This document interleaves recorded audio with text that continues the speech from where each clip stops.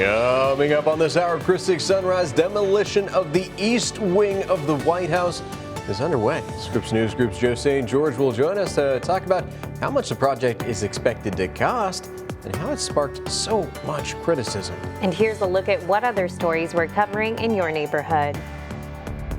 Tap to pay. It's quick, easy, and becoming pretty popular. I'm Michaela Chavez telling you what you can do to help prevent thieves from ghost tapping your information.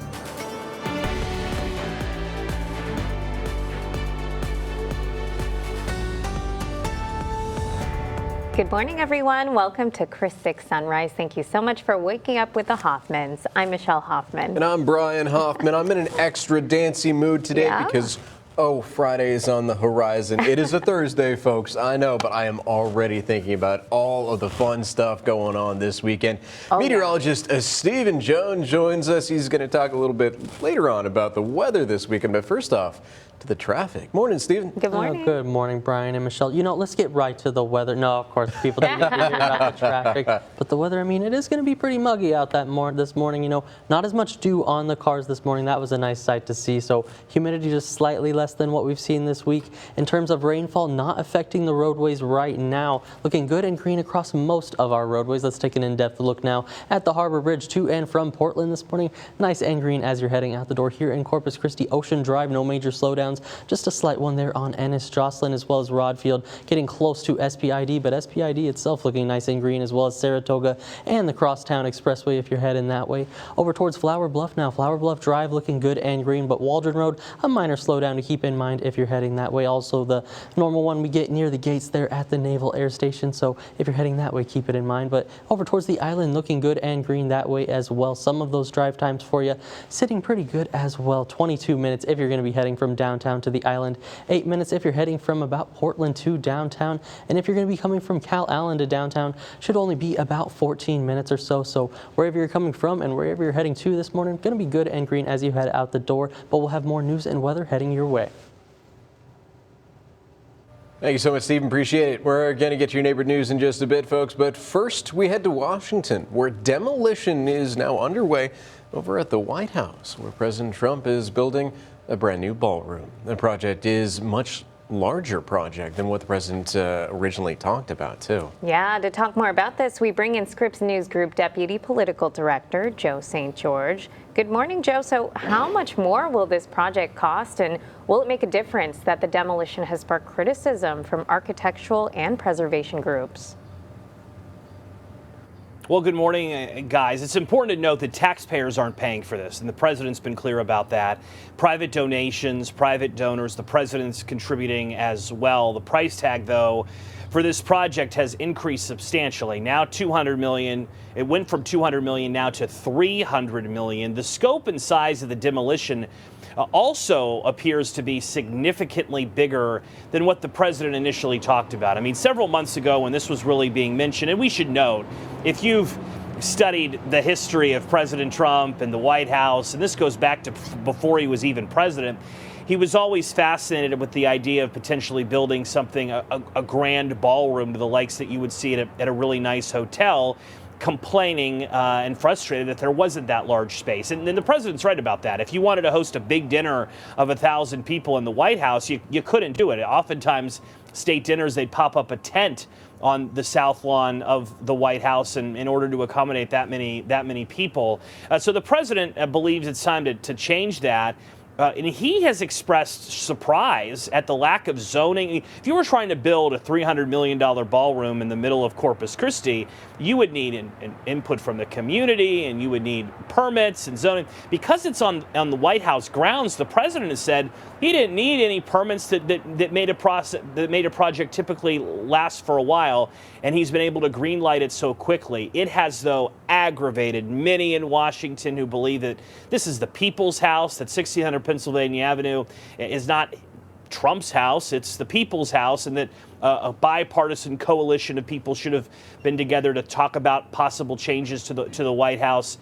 But again, even though architectural groups, preservationists have objected, released condemning statements, I mean, the East Wing of the White House is expected to be demolished by this weekend. So none of these efforts appear to be working at all. Republicans on Capitol Hill believe this is a bunch of pearl clinching by those on the left, and they believe that a grand space like this will benefit future presidents significantly as well. But dramatic changes at the White House, guys. This story is all over social media. A number of Democrats have told the Scripps News Group, though, the timing of this is what's really frustrating to them. The fact that the government's still shut down, you have federal workers going to food pantries, and at the other end of Pennsylvania Avenue, you have a grand ballroom being built. Yeah, some things to consider. Thank you so much, Joe. Yeah, appreciate you staying up to date on it, sir. We'll check in with you again soon. Tap to Pay makes checkout super easy, but scammers are getting smarter too. The BBB is warning about something called ghost tapping. It's when someone gets close enough to bump into you and secretly taps your card or phone to steal your money. I use it pretty much every day. And that tap can happen faster than you think. He took his money from his phone, you just tap it, you just double click the thing, like you're gonna use it, and then just do that. But he sent him his money back, he wasn't stealing. But I mean, someone could do that to you and steal your money and not jokingly mess with you. The BBB says treat your card or phone like cash. Keep it secure and double check the amount before you tap. And if you want extra protection, RFID card sleeves can help block scanners. Well, good Thursday morning, 6:06 a.m. Taking a look at our USS Lexington Cam, brought to us by First Community Bank, sitting at 72 degrees, winds out of the southeast, 6 miles an hour, and starting to see a few more cars there on the Harbor Bridge, but a nice view at that as we're starting off our Thursday. But of course, our Wednesday rounded out at 89 degrees, pretty warm, but short of the record. That was 98 set back in 1950. Also, the morning lows, 45 for the record set back in 1996. We're still sitting in those lower 70s, supposed to be in the mid 60s for this time of October, and of course we know a lot of work still to do there on the rainfall front, coming up on 11 inches shy for 2025 so far. Current temperatures sitting in the 70s, even 80 degrees over there in Port Aransas, and a couple 60s on the board this morning. 67 degrees up in Beeville right now is going to be the cool spot for the winter right now. 13 degrees of spread across the coastal bend from north to south roughly, and as we go through the day, going to be on the warm up into those upper 80s, if not that 90 degree mark. Also going to be feeling the moisture just a little bit. Luckily, it's not oppressive air you can wear, but still sitting around 70 degrees for the dew point here in Corpus Christi and Portland. Up along the coast into those lower 70s, and as you work inland into those upper 60s is what we're seeing. But with southeasterly flow in place all day, just going to continue to see that moisture working in from the Gulf, holding that dew point around 70 degrees, if not rising just a little bit throughout the morning. Throughout the morning, though, that's going to be your best time of day to take the pup for a walk. And today we've got Molly fully in the spooky season spirit, of course, only about a week away from Halloween now. Those temperatures this morning for that walk going to be shaping up pretty good as well. Entering the 80s by 10 a.m. They're 85 as we go in towards the lunchtime time frame. And those winds, like we said, out of the southeast all day, about 5 to 10 miles an hour this morning. Into the afternoon picks up just a little bit, 10 to 15 miles an hour, with gusts upwards of 20 miles an hour at times. For the current Doppler radar, nice and dry right now as you're heading out the door, of course, but could see, like we saw yesterday, some of those isolated, really quick passing showers. That's kind of what's on the story for the board today as well. You can see them just popping up very quickly for some of our communities, so you could bring the umbrella with you if you want to be safe, but overall, these are going to be very quick. They're going to be there, then they're going to be gone, and that's going to be the same thing that we see for tomorrow as well. So in terms of widespread rainfall totals, not a lot on the board, but those rain chances do pick up by the time we're heading into Friday and Saturday, at least into some more scattered development for the coastal bend. And in terms of the 7-day forecast, that's our best rain shot right now. We do have a couple weather makers on the board. The first one is going to be this weekend, mainly where we see that wind shift out of the north for Sunday, a good shot at that rain. But then the next one, that's going to be what we consider more of an actual cold front, at least here in South Texas, where those temperatures drop from the 90s back into the 80s, and look at that, overnight lows finally back into the 60s with that one. All right, folks, coming up, we are going to tell you about a campaign that is helping people with disabilities. It's a local campaign and how you can give a helping hand.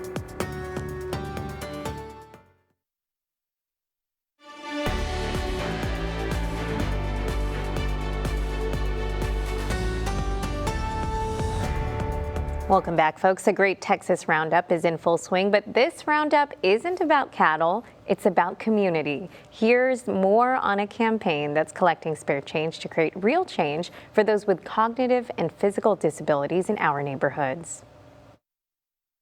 I've always been fighting for inclusion, for us to make sure that we had a space. Ruby Hernandez was born with a neuromuscular disability. It's called Friedreich's ataxia, and it's very rare. It's hereditary. I haven't always been in the wheelchair. I've used a walker. I have leg braces. So my mom and my family have always tried to keep me involved, even though it was a little more difficult. Despite the challenges, Hernandez never let her condition hold her back. And now through the nonprofit Their Day Foundation, she's helping others do the same. We can have a better and stronger community, a more loving community for each other. Right now, Their Day Foundation, in partnership with the Ready or Not Foundation, is leading a campaign called Roundup for Change to help build something truly special, an all-inclusive playground where kids of all abilities can play. We're talking sensory play equipment and even wheelchair-accessible swings and jungle gym. We haven't always had a lot of local parks that have been very accessible. Hernandez isn't the only one who has noticed the need. Pam Brower, a local mom I spoke with, remembers facing similar struggles while raising her daughter Amber. When she was young, I couldn't take her to Cole Park. As wonderful as Cole Park is, Amber has Williams syndrome, a rare genetic condition that affects the heart, development, and social behavior. decades ago, so many of these individuals were just kept at home. Amber is now an adult, and while her childhood came with its challenges, Brower and her husband never stopped fighting for her. It's just that ability to find resources, back then I struggled even to find doctors and who can figure out, what's wrong with her, but more so, how do I make it better? And today, Brower says she sees real progress happening in the Coastal Bend. She believes projects like the playground will help make sure no family feels left out. It's building a better future for not only these individuals, but again, our entire community. Now, here's how you can get involved. Through the campaign Roundup for Change, when you shop at Macy's inside La Palmera Mall, you can round up your total at checkout, and that small donation helps fund the new inclusive playground. It's being built at the Richard Borchard Regional Fairgrounds behind the Keach Family Library, which is known to be a 100% sensory, all-inclusive space. Construction already started earlier this year, but the final goal is still ahead. The nonprofit says they need to raise $612,000 more to complete the vision. The campaign runs until October 31st.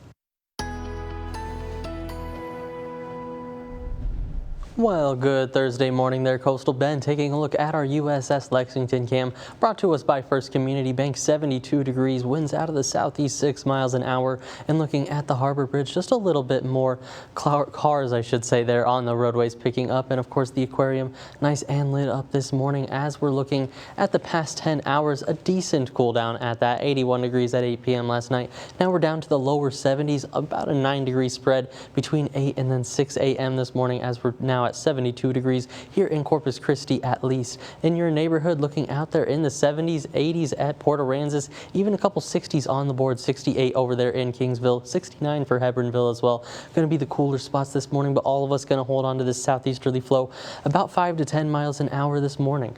And as we look at the visibilities, Kingsville want to just be mindful of that 3-mile reduced visibility a little bit. The rest of our neighborhoods, though, coming in nice and clear this morning. Planning out our Thursday, though, 9 a.m., 79 degrees, and like I said, those winds are going to be out of the southeast all day, but this afternoon they do pick up 10 to 15 miles an hour. Gusts could be upwards of 20 miles an hour at times, but nothing that we're not used to. In terms of that daytime high, going to be pushing 89 degrees, even 90 degrees at times, with a couple of isolated showers, similar to what we saw yesterday, though. They're going to be there, and then before you know it, they're going to be gone, so you really don't even need the umbrella if you don't want to. And that's kind of what we're seeing on the Doppler radar, just very brief-lived showers moving into Kennedy and Clayburgh counties down there. Could see that try to spread into into some of our inland communities as well throughout the day. Looking at that future tracker for you, you can see how that plays out. Just very isolated in nature, and then that continues into tomorrow as well as we get that daytime heating going once again. Maybe a little bit more on the board, but still in terms of that widespread rainfall for now, not on the board, but by Friday into Saturday looks a little bit better. And throughout the next 7 days, looks like we'll pick up anywhere from 1/4 of an inch to the south of Corpus Christi, maybe even upwards of an inch for some of the northern areas of the viewing area to the north of Fulton there. So hopefully we get a little bit more, and hopefully we get more than it's even asking for, because we still have about 11 inches of work, or at least we're coming up on 11 inches shy of rainfall for where we're supposed to be for 2025.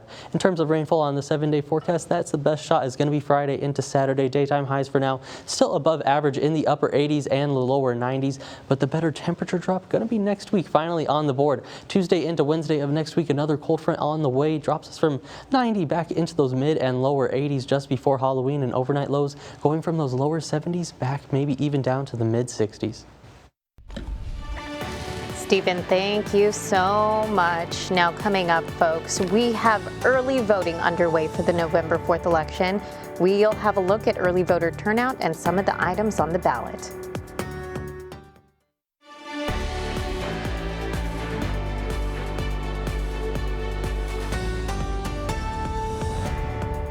Welcome back, folks. So early voting for the November state constitutional amendment election started on Monday, but turnout has been pretty low. Yeah, that's right. Here in Nueces County, 602 people voted early on Tuesday. That's it.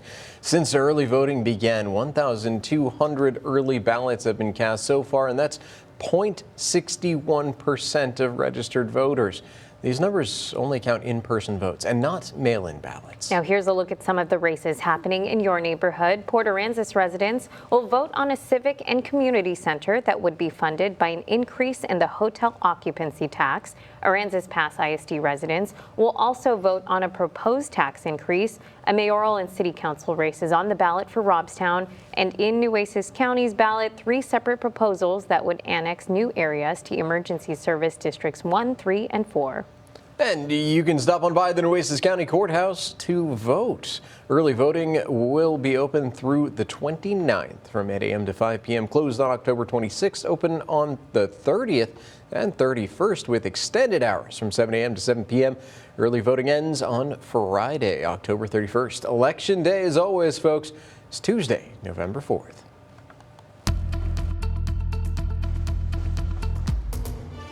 Well, good Thursday morning, 6:23 a.m. Taking a look at our USS Lexington cam. Thanks to First Community Bank sitting in those lower 70s here. The aquarium looking nice, and a couple cars picking up there on the Harbor Bridge. Starting to see a few more out there on the roadways at least. But in terms of traffic, not looking too bad out and about right now as you're getting ready to head out the door. A more in-depth look now at the Harbor Bridge to and from Portland this morning. Going to be good and green if you're heading out that way. Here into Corpus Christi, Ocean Drive not too bad right now, as well as Ennis Jocelyn, SPID, Saratoga, Crosstown Expressway. All of the above looking good and green if you're going to be heading that way as well. No major slowdowns to report that way. And over towards Flower Bluff, want to keep in mind there by Waldron Road, a minor slowdown there to keep in mind, as well as the normal one that you see near the Naval Air Station. Of course, Flower Bluff Drive though looking good, and some of those drive times sitting at 22 minutes from downtown to the island, 8 minutes from Portland to downtown, and Cal Allen to downtown 14 minutes. Wherever you're coming from, wherever you're going to, looking good and green as you're heading out the door this Thursday morning. Every fall, local pumpkin patches draw in big crowds, but this year, that's not the case. I'm Ana Conejo looking into the drop in pumpkin sales. Now, weather on the 6s. Well, 6:26 a.m. Taking a look out there at Snoopy's Skycam, brought to us by Matthews CCAC.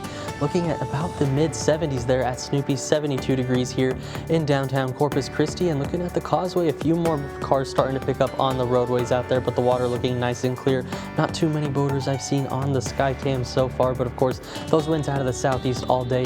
Gonna hold the moisture in place. If you're stepping out this morning, might notice just a little bit in the air, and that's what we're seeing exactly around the area. Southeasterly flow 5 to 10 miles an hour, gonna continue with us pretty much all day, even pick up this afternoon. Gusts could be upwards of of 20 miles an hour at times. Current temperatures in the 70s for most of us, a couple 60s on the board, 67 degrees in Beeville. That cool spot also coming in at 68 for Alice and Kingsville and some of our southern communities.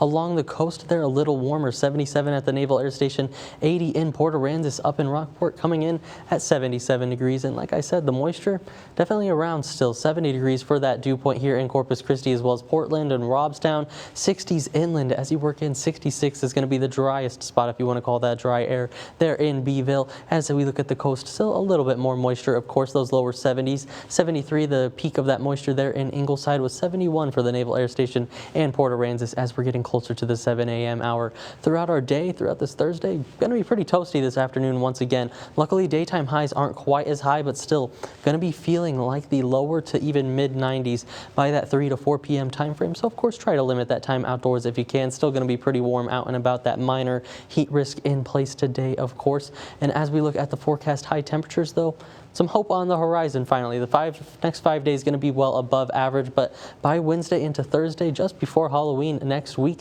look at this, finally below average. Supposed to be about 83 degrees, so we should be in those lower 80s hopefully there by Thursday of next week before we sit around seasonable temperatures, and hopefully we don't start to pick up too much more, but starts to go above average there once again as we roll into November. So it might be a warm start to November, but we'll see. We'll see how time plays out, of course. For the current Doppler radar, not too much on the board, just a little bit of activity that's been working into Clayburgh and Kennedy counties down towards the south a little bit. And that's going to be the moral of the weather story today. Those isolated, very quick-lived showers working into the coastal bend today.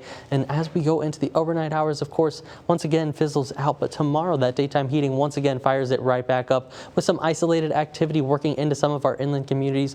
Going to be brief at that, though. So if you want the umbrella, could have it to be safe. But what we saw yesterday, going to be pretty similar to what we see today and tomorrow as well, with just very brief-lived storms, if you will, working into the area. In terms of the mugginess, going to hold on to most of the moisture until we finally get to Sunday with that next weather maker on the way. That's going to drop our dew points back into some dry air for just a very brief amount of time before we come right back up into those 60s and 70s for those dew points. So keep that in mind. And you might have been hearing about the tropics a little bit. You see the blob here in the Caribbean. That's actually Tropical Storm Melissa, sitting at 50 mile an hour sustained winds and just slowly moving to the west-northwest at 3 miles an hour. So really not going to move much throughout the next few days, but as we go into the rain chances, not going to be too great either. Just scattered development as we go into the weekend. That's going to be what we see working into the coastal bend for now. And in terms of the 7-day forecast, that's the best chance of rain on the board right now. Still above average like we saw. But look at this. By the time we're going into next week, those 90s turn back into the 80s for daytime highs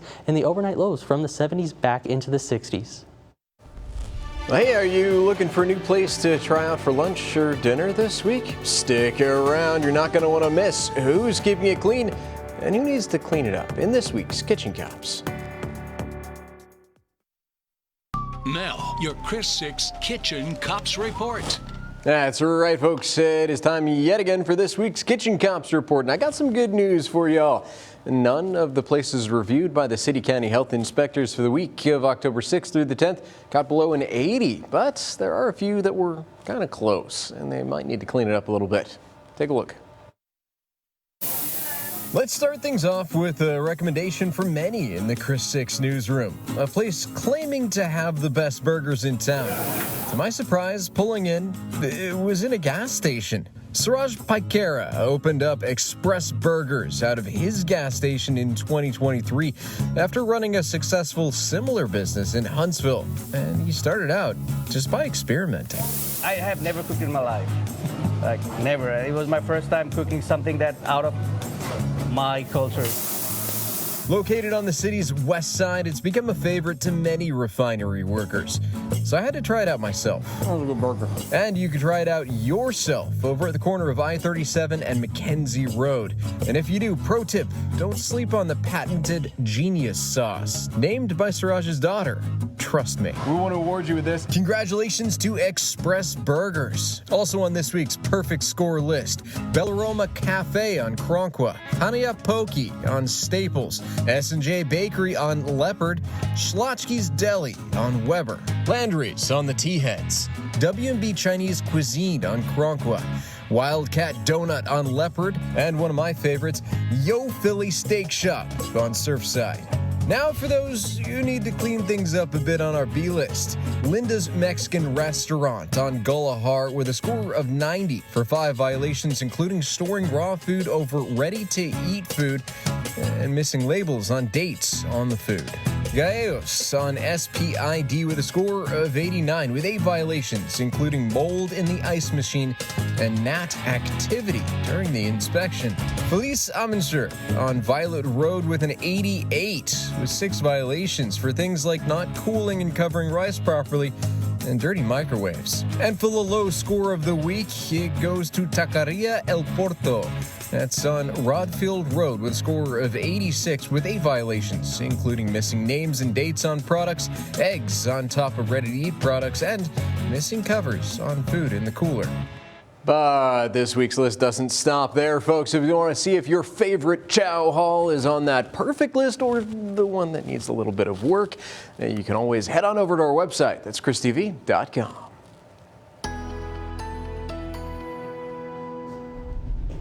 Well, you made it to Thursday morning, almost Friday, and taking a look out there at our USS Lexington Cam, thanks to First Community Bank sitting at 72 degrees. Those winds out of the southeast right now, 6 miles an hour in the Harbor Bridge. Traffic flowing nice and smooth right now. The aquarium, of course, giving us a good view as well. Those current temperatures, most of us in the 70s, a couple 60s on the map. 67 there in Kingsville, 68 for Alice, going to be our cooler area. 80 degrees off towards the coast in Port Aransas.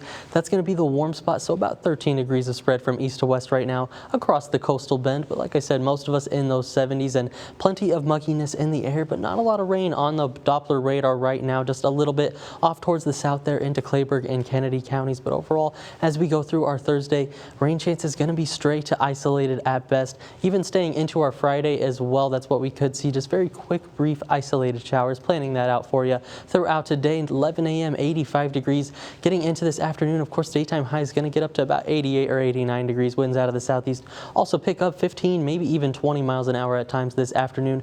And like I said, maybe some of those isolated showers as well. I'll go over that full 7-day forecast and more of those rain chances coming up in just a bit.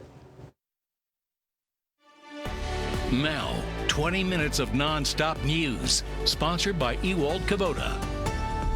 Hey, welcome back, folks. Thank you so much for joining us for our 20 minutes of nonstop news with the Hoffmans. I'm Brian Hoffman. And I'm Michelle Hoffman. We have plenty of neighborhood news for you this morning, but first, let's check in with meteorologist Stephen Jones with a look at the roadways before you head out the door. Good morning, Stephen. Well, good morning, Brian and Michelle. And it really wasn't too bad stepping out this morning. No. Luckily, the roadways aren't too bad, not too much rain. The humidity also, like you said, not quite as bad stepping out this morning. And the roadways, yes, looking pretty good in green. The radar, not too much on there to slow you down this morning, and not too many people, at least right now, either. Taking a look at our SPID Skycam, starting to see a few more people hit the roads right now as we get closer to 7 a.m. But overall, looking around Corpus Christi, you're going to be pretty good in green, I think. Let's take a more in-depth look now. To and from Portland this morning, yes, that Harbor Bridge looking good and green if you're going to be heading over it either way this morning here into Corpus Christi. Ocean Drive, no major slowdowns. SPID, the same. Saratoga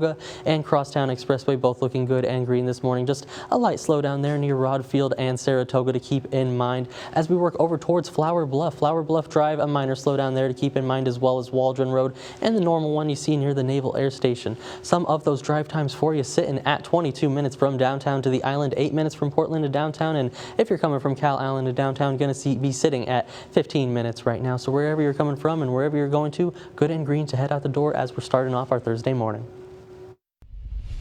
I'm Tyrese Moon, your neighborhood news reporter here in Kingsville. City commissioners have voted 3-2 to hire an attorney to move forward with the city's appeal of a district court ruling on the city's recall election. The Kingsville City Commissioner's approval authorizes attorney Gilberto Hinosa Jr. to handle the appeal process on behalf of the city. Commissioner Edna Lopez and Mayor Sam Fugedi were the two dissenting votes. Hinosa's hiring comes after a push to recall the election of Commissioner Norma Nelda Alvarez, Hector Hinojosa, and Leo Alarcon. Chris 6 News reported earlier this month, a district court ruled in favor of the group that filed the recalled petition. Some commissioners insist the petition didn't follow the rules outlined in the city charter. So they violated another part of the charter that said these petitions had to be turned in within 30 days. That's why I feel that we should have a fair chance and have this appealed. The commissioners vote the city's attorney to begin the appeal process. I tried asking the commissioners on when they plan to have the attorney file the appeal. No one answered my questions. In Kingsville, I'm your neighborhood news reporter, Tyrese Boone, Chris 6 News. Tyrese, thanks for staying up to date on that for us. We appreciate you. And for more on his story, folks, you can always head on over to christv.com. All right, get ready. We have a bunch of neighborhood news to get to this morning. Yeah, from the expansion of the Ronald McDonald Home in the Bay Area to the hot weather making it hard for neighbors to get into spooky season. We have you covered in your neighborhood check-in. Families who call the Ronald McDonald House home will soon see a new look. The facility on Fort Worth Street has been a place of comfort since 1990, helping thousands of families through some of their toughest moments. Now the building is expanding to accommodate the increase of families. CEO Michelle Horine tells Chris 6 News some families have been added to a waiting list until space is available. As a result, the current 2-story facility will be demolished and replaced with a 6-story building. The new space will go from 25 guest rooms to 45, with room to grow to 60 in the future. There will also be new living areas, playrooms for kids, a rooftop garden patio, updated kitchen, and a bigger parking lot. Demolition is expected to begin at the end of the year for the current facility, with construction of the new facility starting at the beginning of 2026. I'm Tony Jaramillo, your neighborhood news reporter in Flower Bluff. I attended the first ever State of the District for Flower Bluff ISD, where district leaders shared their focus on retaining staff, supporting student growth, and the next steps for the bond projects. Flower Bluff ISD celebrated its success while looking ahead at its first ever State of the District. Back in May, voters approved the district's latest bond, only the fourth in more than 100 years. Superintendent Chris Steinbrück says these additions will create space for students and programs. For him, the stewardship of the bond dollars is important. Only passing 4 bonds in 132 years, there's no way you can get all caught up with one, right? So we've got to take care of and build that trust with the community, stretch every dollar, so that in the event in the future we do need something, the community is going to support us again. Superintendent Chris Steinbrück told me all the updates for the district bonds are included in the district's newsletter, and he says that newsletter comes out after every school board meeting. In Flower Bluff, I'm your neighborhood news reporter, Tony Jaramillo, Chris 6 News. Every fall, local pumpkin patches draw in big crowds, but this year, that's not the case. Amana Conejo looking into the drop in pumpkin sales. Pumpkin patches across the coastal bend are feeling the heat, literally. Volunteers at local churches say hot temperatures are keeping crowds away during daytime. A portion of each pumpkin sale goes back to the church, serving as one of their biggest fundraisers of the year. They are hopeful crowds will increase more as they remain open through Halloween, inviting families to stop by and enjoy fall traditions that give back. Well, good Thursday morning. Taking a look live at Snoopy's Pier thanks to Matthews CCAC. 6:46 a.m. sitting around 77 degrees out there. 72 closer to downtown Corpus Christi. The water's looking nice and a couple more cars picking up there on the roadways. Just a little bit of low cloud cover, but overall not too bad as we're kicking off our Thursday. Temperature-wise, most of us rounding out in the 70s. Just 80 degrees there in Port Aransas and a couple 60s on the board. 67 in Alice, that cool spot. 68 in Kingsville. 69 over in San Diego this morning. Up in Ingleside coming in at 78 degrees. 2 points though, you'll notice it wasn't quite as bad as we saw earlier this week, but still sitting around 70 here in Portland and Corpus Christi. Of course, 71 there in the Naval Air Station, Corpus Christi and Port Aransas. 73 going to be the peak of that moisture up in Ingleside with slightly drier air, of course, up towards Beeville, and then over in Alice coming in at 67 degrees for that dew point this morning. Not looking too bad to take the pup for a walk today. Of course, we've got Molly fully in the spooky season spirit. Only about a week away now. Hopefully you've got all the candy rounded out as well.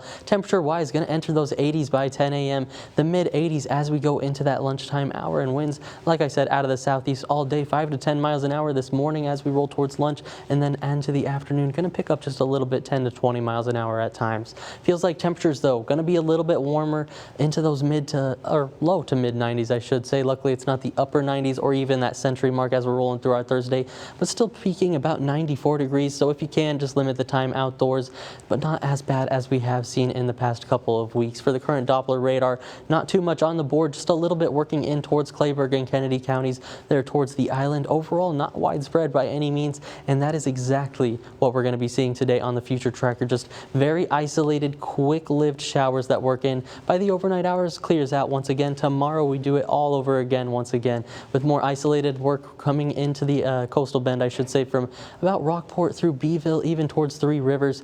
But widespread rain, not on the board for now. In terms of the tropics, this isn't going to be affecting us too much, but we do have Tropical Storm Melissa down here in the Caribbean, sustained winds at 50 miles an hour, just slowly working to the west-northwest right now at 3 miles an hour. And like I said, currently not cause for concern for the Gulf, but something to watch in the tropics right now. Of course, we do now have our M-named storm. In terms of the rain chances, best chance is going to be Friday into Saturday, with some more substantial rain working in, and then that next weather maker after it comes in Tuesday to Wednesday of next week, dropping us finally from 90 degrees back into the mid-80s and overnight lows from the 70s down to the 60s. Tap to pay seems to have become second nature, as it's almost everywhere nowadays. I talked with the Better Business Bureau about their warning of a fast-growing scam that could be happening without you even knowing. People love the convenience of being able to tap to pay. I use it pretty much every day. I have everything I need to pay for in the convenience of my left hand. As the world adapts to the digital age, so do scammers. Scammers work in seasons. That whatever is kind of the new thing or what's most popular at the time, scammers will typically find a way to prey on people using those methods. This season, beware of ghost tapping. It's when a scammer stands just inches away, close enough to bump into you, tap your card, and steal your money. And it's not just credit cards. Phones with Tap to Pay can be at risk too. TAMU-CC freshman Thomas Nelson says he's seen how easy that tap can happen, even as a joke. He took his money from his phone, you just tap it, you just double click the thing, like you're gonna use it, and then just do that. But he sent him his money back, he wasn't stealing. But I mean, someone could do that to you and steal your money and not jokingly mess with you. Ghost tapping can also happen when someone claims they're selling something, but secretly charges you more than they say. We're always in a hurry, and sometimes we don't think to look at the amount or look at who we are actually paying. So it's just taking those extra couple of seconds. TAMU-CC freshman Siobhan Tapa says his phone alerts help him stay ahead, just in case. Usually when you use Tap to Pay, a notification will come up on your phone right after, and it'll come up with where you bought it. I spoke with Katie Galan with the Better Business Bureau. She says you should treat your card or phone like cash. Keep it put away when you're not using it. Imagine, you have your phone in your hand. It's like you have a wad of cash in your hand, basically, is what it's like. So we want to safeguard it in that way. If you keep it in your pocket, that's not really an issue. And you can also use one of these radio frequency protectors or card sleeves, the same technology Tap to Pay uses, to block those signals, especially in crowded places. The BBB urges you to think twice the next time you tap your phone, because a little awareness now can save you lots of headaches later on. In the Bay Area, I'm your Sunrise Neighborhood News reporter, Michaela Chavez, Chris 6 News. Now, 6 things to know before you go. U.S. Secretary of State Marco Rubio expected to arrive in Israel today to discuss the country's ceasefire with Hamas. Rubio will meet with Prime Minister Benjamin Netanyahu during his visit. While the fragile ceasefire has faced a few setbacks, the U.S. says that it's going better than expected. There's still a number of questions, including the long-term plan for peace, as well as whether Hamas will disarm and who will govern the territory after the war. Vice President J.D. Vance also visited Israel this week and acknowledged that there are big hurdles ahead in the negotiations. European Union leaders are meeting in Brussels, Belgium today for a summit. The leaders will discuss a wide range of topics, including the war in Ukraine. Ceasefire talks with Russia seem to be on hold for the time being after President Donald Trump announced he would not be meeting with Vladimir Putin. European leaders have accused Putin of stalling for time with diplomacy while trying to gain ground on the battlefield. The EU nations are moving ahead with plans to use billions of dollars in frozen Russian assets to help fund Ukraine's war efforts. The U.S. military struck another suspected drug vessel in the eastern Pacific Ocean, killing 2 men on Tuesday. That's according to Defense Secretary Pete Hegseth. It was the first known U.S. military operation in the Pacific since President Trump kicked off a new offensive against the drug trade. Hours later, Hegseth also confirmed that the military struck another vessel on Wednesday, killing 3 men. The strikes came on top of at least 7 others in the Caribbean in a campaign that has raised U.S. tensions with Venezuela and Colombia. Demolition on the east wing of the White House continues to make way for the new ballroom. Construction crews and heavy equipment have been seen on the grounds this week, tearing down the east wing facade. It marks a significant expansion of the ballroom construction project. A White House official now says that the entirety of the east wing will eventually be modernized and rebuilt, while acknowledging the process is fluid. The National Trust for Historic Preservation warned administration officials in a letter that the planned ballroom will overwhelm the White House itself. Early voting for the November state constitutional amendment elections started on Monday, and turnout has been pretty low. Here in Nueces County, 602 people voted early on Tuesday, and since early voting began, 1,200 early ballots have been cast so far. That's 0.61% of registered voters. These numbers only count in-person votes and not mail-in ballots.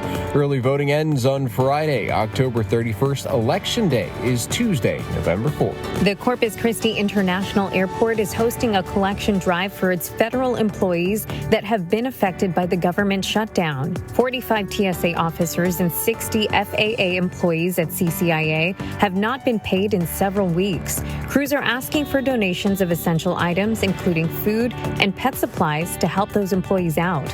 And if you would like to help out, there is a collection table set up at the second floor of the airport terminal, and the table will be set up until October 31st. It's open 24/7. All right, folks, on to what's trending now. General Motors is making a bold move. Self-driving vehicles. The automaker says that in 2028, the Cadillac Escalade IQ will have what it calls eyes-off driving.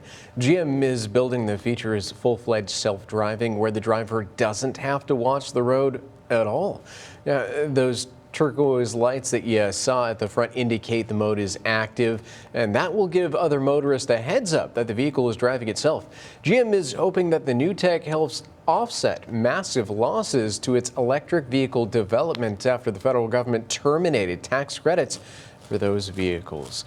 It's something that Tesla has been trying for a while. I'm not too sure if they've updated it, because obviously I don't own a Tesla, but Tesla always wanted you to watch the roadway and be prepared to make any corrections.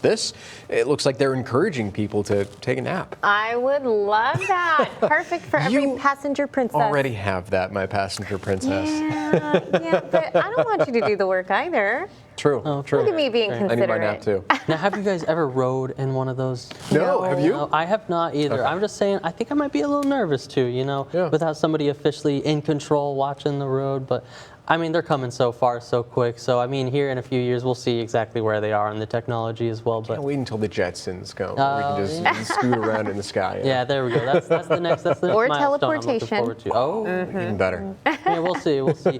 Science still has a ways to go, of course. But in terms of the meteorological science, I should say, we're still pretty humid out there this morning. Not as bad as we saw earlier this week, of course, but this morning still sitting in those upper 70s here on Snoopy Skycam. Thanks to Matthew CCAC, starting to see a little bit of color in the sky there as well, with just a few clouds on the horizon, and all of us going to hold on to that southeasterly flow pretty much all day, even picking it up into the afternoon, up towards 20 miles an hour at times. Current temperatures rounding out in the 70s for most of us, 80 degrees there in Port Aransas, 67 the cool spot for both Beeville and Alice as we're getting close to the 7 a.m. time frame. But like I said, all of us going to come up into those upper 80s, if not the 90-degree mark for daytime highs. So if you're taking on the pup on a walk, looking good for this morning to today, we've got Molly, of course, fully in the spooky season spirit, only about a week away to Halloween now. And like I said, this morning, not going to be too bad. Into those 70s through about 10 a.m. Then as we go into the lunchtime hour, pushing that 85-degree mark with those southeasterly flow in place all day as well. So not too bad this morning, just a little bit toasty as we go into the afternoon. Those forecast highs for you are going to be the mid-80s along the coast, and as you work inland, going to even see some of those lower 90s peaking it there in Freer at about 92 degrees, and then those upper 80s there in Beeville as well expected, but going to be feeling like the mid-90s at times thanks to the moisture still in place. We were just looking at it at dew points in the 70s. That's going to make it feel like the lower 90s, even the mid-90s there by 3 to 4 p.m. So if you can, limit the time outdoors. Of course, drink water, stay in the shade, try to enjoy your Thursday, but hope on the horizon for us in terms of temperatures. The next 5 days going to be pretty warm and above average, but by Wednesday to Thursday of next week, finally going to be below that average. We're supposed to be about 83 degrees this time of year, and by the time we're going into November, might start to see that rise right back up a little bit, but luckily it's not too far above average, so still going to start off with those 80s as we kick off November. Just hopefully we still avoid any of those 90s. For the current Doppler radar, not too much, just very brief-lived, isolated activity, and that's going to be what we see today as well. Not widespread rain. The better shot for that going to be by the time we're heading into Friday and Saturday into the weekend, with that next weather maker, I should say, on the way, and then Tuesday into Wednesday of next week, finally fall-like, I guess we could say that, from the 90s back down to the 80s, and overnight lows from the 70s into the 60s. So we'll take what we can get, right? You know, just I like a little that. bit more. I think that should be your new meteorological term. It looks like it's meh. Kinda, sorta. I enjoy the weather, so Yeah. it's a good thing for me. We hope you guys have a great day as well, folks. We'll see you tomorrow. Have a great one.